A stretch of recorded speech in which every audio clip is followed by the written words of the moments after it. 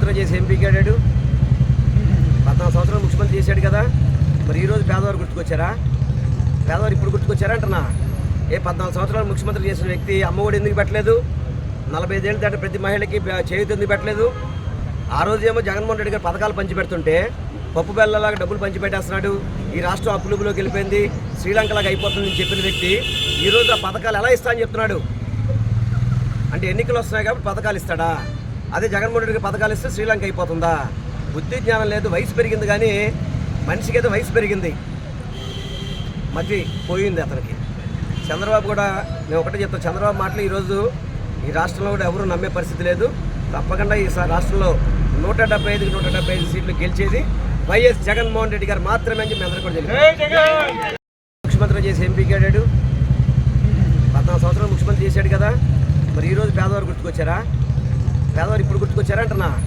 14 సంవత్సరాలు ముఖ్యమంత్రి చేసిన వ్యక్తి అమ్మఒడి ఎందుకు పెట్టలేదు? 45 ఏళ్ళు దాటి ప్రతి మహిళకి చేయూత ఎందుకు పెట్టలేదు?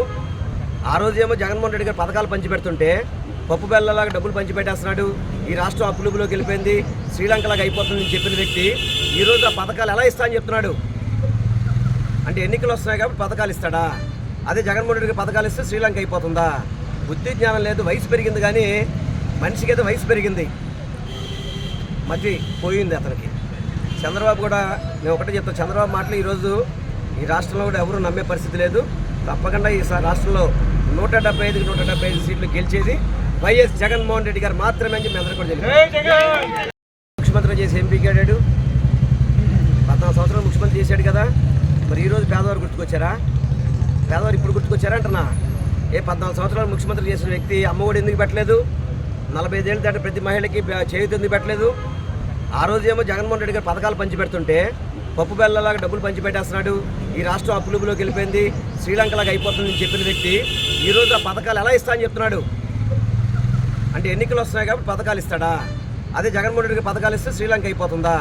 బుద్ధి జ్ఞానం లేదు. వయసు పెరిగింది కానీ మనిషికి అయితే వయసు పెరిగింది, మతి పోయింది అతనికి. చంద్రబాబు కూడా నేను ఒకటే చెప్తాను, చంద్రబాబు మాటలు ఈరోజు ఈ రాష్ట్రంలో కూడా ఎవరు నమ్మే పరిస్థితి లేదు. తప్పకుండా ఈ రాష్ట్రంలో 175కి 175 సీట్లు గెలిచేది వైఎస్ జగన్మోహన్ రెడ్డి గారు మాత్రమే అని చెప్పి అందరూ కూడా తెలియదు. ముఖ్యమంత్రి చేసి ఎంపీకి ఆడాడు. 14 సంవత్సరాలు ముఖ్యమంత్రి చేశాడు కదా. మరి ఈరోజు పేదవారు గుర్తుకొచ్చారా? పేదవారు ఇప్పుడు గుర్తుకొచ్చారా అంటున్నా. 14 సంవత్సరాలు ముఖ్యమంత్రి చేసిన వ్యక్తి అమ్మఒడి ఎందుకు పెట్టలేదు?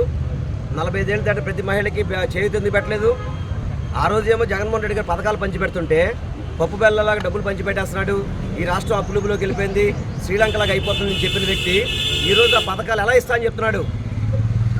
అంటే ఎన్నికలు వస్తున్నాయి కాబట్టి పథకాలు ఇస్తాడా? అదే జగన్మోహన్ రెడ్డికి పథకాలు ఇస్తే శ్రీలంక అయిపోతుందా?